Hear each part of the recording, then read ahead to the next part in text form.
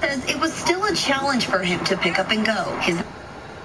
That's the biggest thing, and hopefully we can apply that. You mentioned the team aspect. Your crew chief, your road crew, a lot of those guys were part of Joey Logano's championship year, also has gone to the Final Four many years.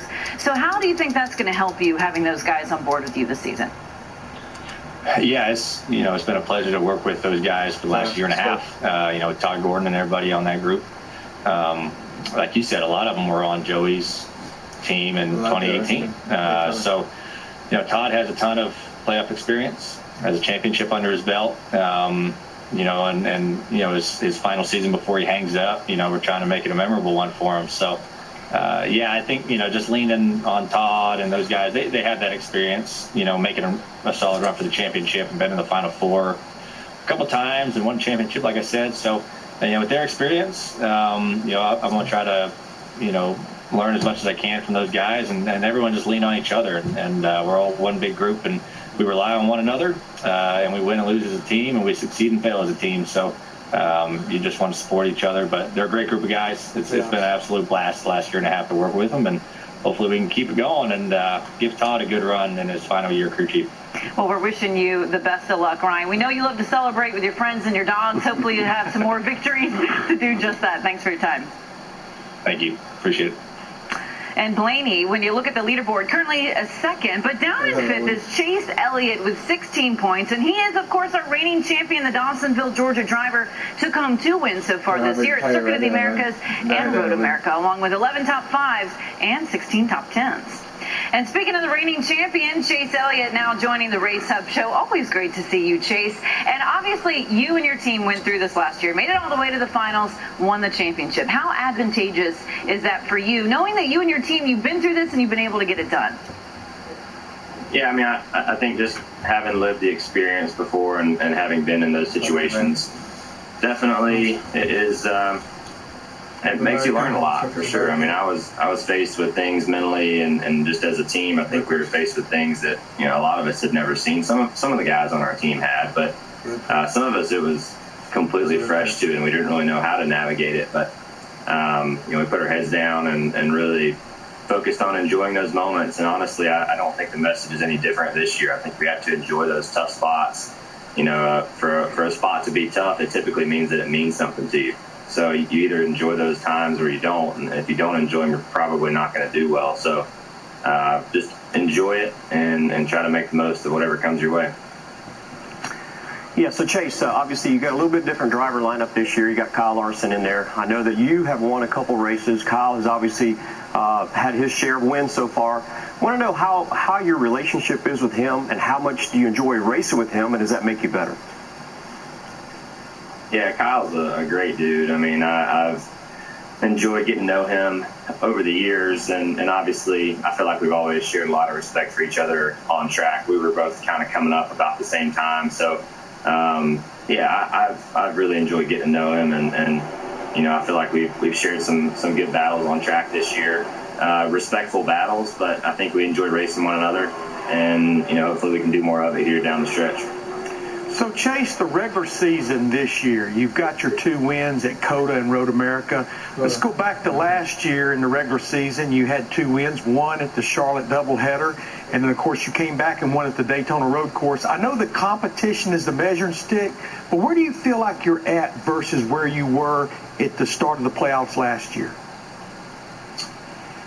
I feel like we're in a similar spot, honestly. We kind of went through last year, we went through a summer stretch that was really bad, and this year I feel like we've honestly been stronger through the summer than we were last year, and been stronger these last few weeks than I feel like we were kind of in this scenario last season. So it's so tough to say, that these 10 weeks are long 10 weeks. 2 months of intense racing is a long time, over 2 months. So I feel like we're in a similar spot. If anything, I feel like our performance has been a little better through the summer stretch. But it's all about trying to get hot, here at the end of the year. And that's such a hard thing to time. I'm not sure you can ever time that up on purpose right when you want to. Last season, we were able to do that. And, it's a huge thing. And getting momentum on your side and getting hot and getting things rolling, you wish you could do it at a snap of a finger, but, sometimes it's not that easy. Well, Chase, it's always great to hear from you. I know we're all hoping to hear the siren ringing out throughout the course of the playoffs. Best of luck to you going after another title in the Cup Series. Yeah, thanks, guys. Enjoy your day. Thank you to Chase Elliott. We look forward to seeing how he does in the playoffs. Still to come, though, right here on Race Hub, we are hearing from all the playoff drivers.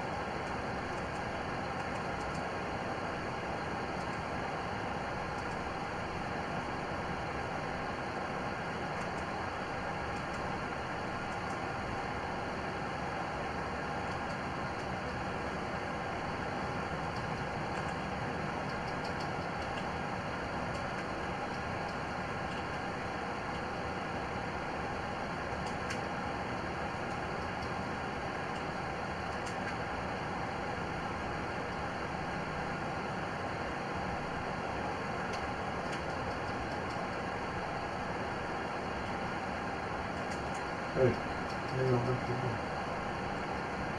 come on.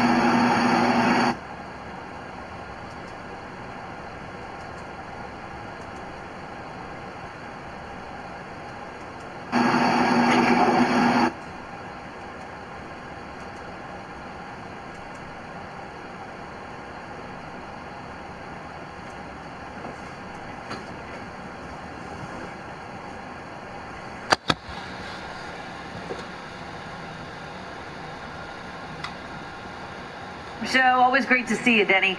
Now, I know you still didn't get that win in the regular season, but how do you kind of put the regular season behind you, and do you see the playoffs as kind of a natural reset to go after these next 10 races? Yeah, I mean, it's a 3-race season 3 times over, and then we have a 1-race shootout at the end. So you really you got to be a little more methodical, especially with our points this year versus in years past where we've had a bigger points buffer.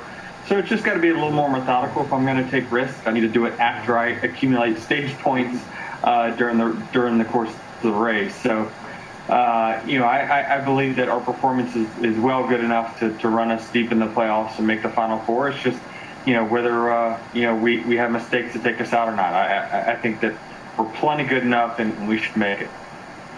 So, Denny, obviously you've got a very good record at all the racetracks, but the first three coming up in this first round of playoffs with Darlington, Richmond, and Bristol, what are your real expectations going into this? Yeah, I mean, I'm excited to get a win. I think that these are all great racetracks for me and ones that I think that fit my driving style, even though it feels like we're pretty good at all of them.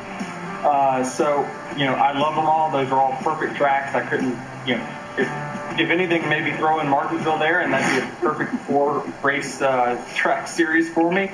But, we hope to get a bunch of stage points and win a couple of these races and go on to the next round. Denny, as Caitlin mentioned, 44 Cup wins. We know you are all about winning, but I was actually speaking with your crew chief, Chris Gabehart, a couple of weeks ago, and we were kind of looking through notes and concluded kind of the same thing, that you look at this season, I mean, you're right near the top of the charts, top 5s, top 10s, average finishing position, average running position. It's almost like you're better this year than you were last year, just you've not found victory lane. Do you agree with that assessment? We're definitely as competitive. Now, we haven't had the all-out speed that we had last year in the races that we won. I thought we were very, very fast. We dominated them. This year's been a little different.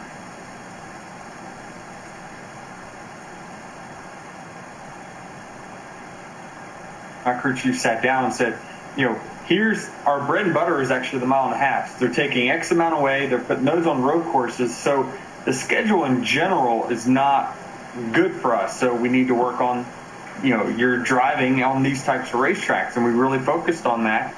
So I think that we are very good.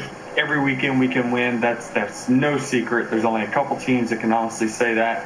But yeah, it just hasn't worked out, right? I mean, we've run out of gas in the last lap, multiple races. We got wrecked at Indy.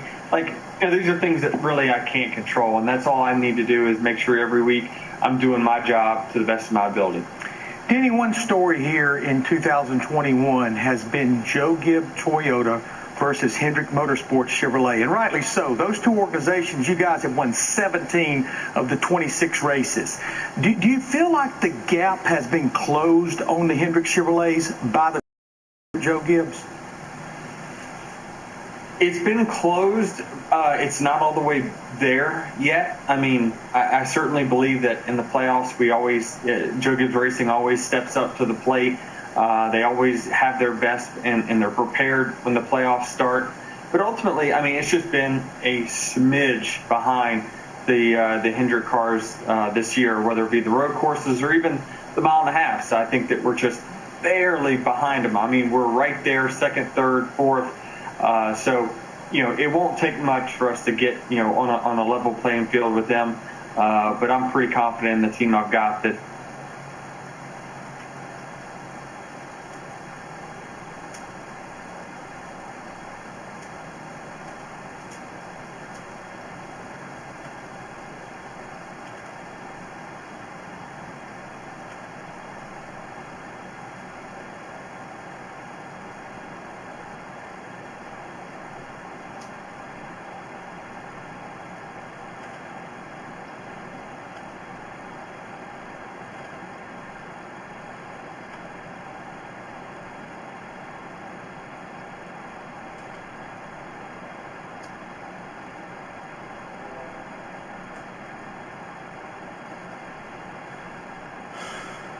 Saturday on Fox and the Fox Sports app.